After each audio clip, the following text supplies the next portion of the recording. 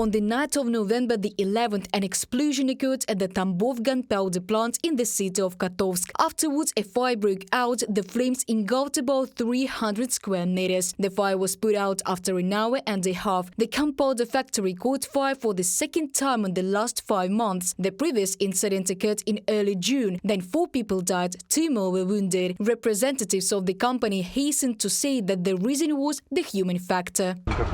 No external influence. This happened inside the building. Unfortunately, there were casualties and wounded.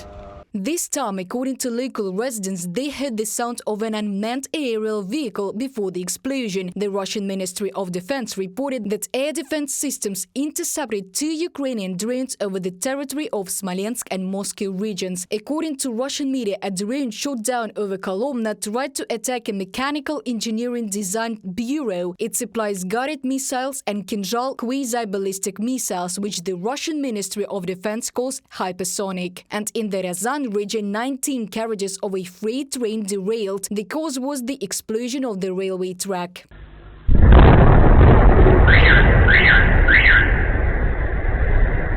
The derailment of the carriages occurred at about 7 a.m. on November the 11th on the Rybnaya Blokpost section. The assistant driver was wounded. The region announced the interception plan aimed at finding saboteurs.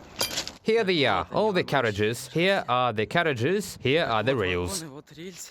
A research by the independent Russian media Mediazona shows that as of October 2023, since the full-scale Russian invasion of Ukraine, 76 cases of railway sabotage are pending in court. The disabling of railway tracks in Russia by anti-war activists is a serious problem for the Russian authorities, British intelligence analysts note. With virtually all methods of overt dissent banned in Russia, sabotage continues to appeal to a minority of young people as a method of protest against the special military operation, from the message by the UK Ministry of Defense on social network X. These are the most widespread attacks in Russia since the end of summer. On August the 30th, unmanned vehicles flew to the Pskov airfield. Then several Il-76 transport aircraft were destroyed. It's 700 kilometers from Ukraine to Pskov through Belarus in a straight line. The drone attack was repelled. Thank God there were no casualties. The scale of destruction is currently being clarified. On August the 30th, drones were detected in Kursk, Moscow, Bryansk and other regions. There's another drone flying.